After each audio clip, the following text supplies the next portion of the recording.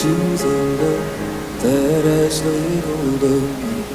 I'm holding on to the love that has laid hold of me.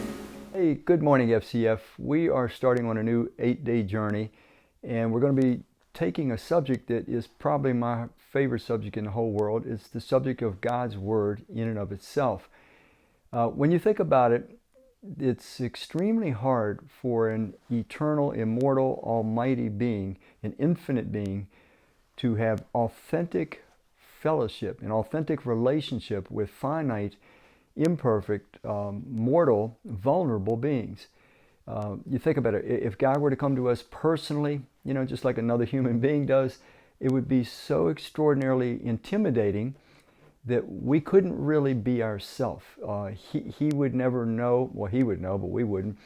We would never really know if we were authentically, those that enjoy His presence, or were just so frightened and intimidated by His presence. So God, in His genius, in His perfect wisdom, in order to have a truly authentic relationship with finite beings, He contained Himself. He put His self-revelation in His Word, in a book, in a most amazing book. But the genius of this is this. There's nothing intimidating about this book. And we don't have to ever pick it up. We don't have to ever study it. God has placed the relational power on our side. So He is there. He's made it known that He wants us. He's given a revelation, a complete vulnerable revelation of Himself, the truth about Himself, the truth about life. But the door handle, so to speak, is on our side. We can open that door and go into His Word and find out the truth, or we can ignore it forever.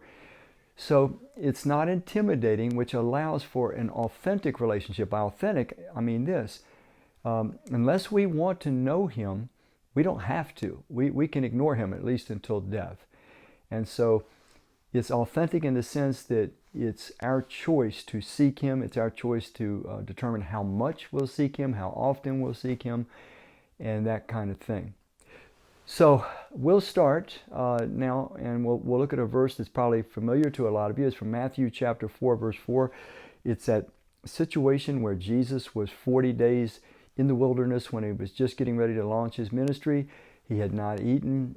He had fasted for 40 days, and Satan came to tempt Him. And so I'll just read you Matthew chapter 4, and I'll start with, let's see, I'll start with verse 2. After 40 days and 40 nights He was hungry. The tempter came to Him and said, "If you're the Son of God, tell these stones to become bread." Now the next verse is the key one. Jesus answered, "It is written, man does not live on bread alone, but on every word that comes from the mouth of God." So here's how Jesus handled this temptation. And the temptation was to use His power, selfishly for Himself. In this case, he was preparing for His ministry. And so He quotes Deuteronomy, an Old Testament book, the 5th book in the Bible, Deuteronomy chapter 8, verse 3. And it's a situation where Moses is reviewing to the Israelites the history of their 40 years wandering in the wilderness, and how that for that entire time God had supernaturally fed them with something called manna. Manna was something that rained down from heaven each and every day, and it fed these massive amount of Israelites, probably 3 million Israelites, for this entire 40-day period. But it was in Deuteronomy 8:3 that it was first stated that it says that man does not live by bread alone. It was not this supernatural bread that was the key to their life. It says, but by every word that proceeds from the mouth of God. Here's the analogy. Here's what we need to take in. When Jesus says we don't live by bread alone, but by every word that comes from the mouth of God, physical bread provides life or energy to our physical bodies. But what Jesus is saying is that's not enough. Human beings require more.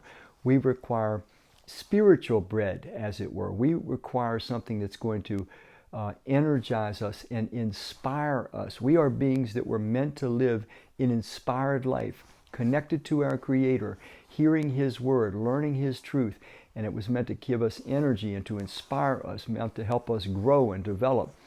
So Jesus is saying that a human being cannot be fully human and fully alive unless we are feeding our souls on his word. Man does not live by bread alone, but by every word that proceeds from the mouth of God.